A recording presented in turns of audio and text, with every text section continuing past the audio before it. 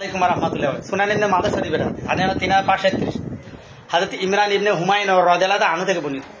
তিনি বর্ণনা যে মহানবী সাল্লাল্লাহু আলাইহি ওয়াসাল্লাম একবার জনৈক ব্যক্তির হাতে একটা পিতলের মাদুলি দেখে বললেন, এটা কি? বললেন, হুজুর এটা তাবিজ। নবী সাল্লাল্লাহু বললেন, শিগগিরই খুলে ফেলো, এটা তোমাকে দুর্বল করে ফেলবে। হাদিস সুনান ইবনে মাদা। ব্যাখ্যা, নবী সাল্লাল্লাহু তাবিজ ব্যবহার করাকে নিষেধ ঘোষণা করেছেন এবং এটা মানুষের দুর্বল করে ফেলবে। ভাই, হাতে যারা চুড়ি পরে, যেসব মুসলমান, মদ দালক কি মেলে আমি বুঝি না। চুড়ি পরে এবার মেয়ে লোক, তুমি মদের চুড়ি পরবা কি তুমি? হ্যাঁ, লজ্জা লাগে না তোমার? ওই জন্য তোমার বউ তোমার কথা শুনবে না। তুমি একটা লোক, সে একটা মেয়ে, কথা শুনবে, মদ দালক খাও, তোমার কথা শুনবে। নাম্বার 1। নাম্বার 2, তাবিজ ব্যবহার করা শিরিক, কুফর, বেদাত ছাড়া কিছু না। নবী সাল্লাল্লাহু তার সাহাবীরা একটাও কে তাবিজের ব্যাপারে। হ্যাঁ মুসলমান, যারা তাবিজ ব্যবসা করে তাদের বয়কট করে, আর যারা তাবিজ ব্যবসা করে অবশ্যই তোমরা ভালো হয়ে যাও।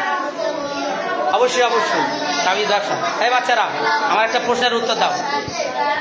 বাচ্চারা বলো, তাবিজ ব্যবহার করা কি নিষেধ? তো শিরিক, কুফর এবং বেদাত তো। খবরদার তোমরা যেন বড় তাবিজের ব্যবসা করবে না। নবী সাল্লাল্লাহু তার সাহাবীরা কেউ তাবিজের ব্যবসা করেন। একমত?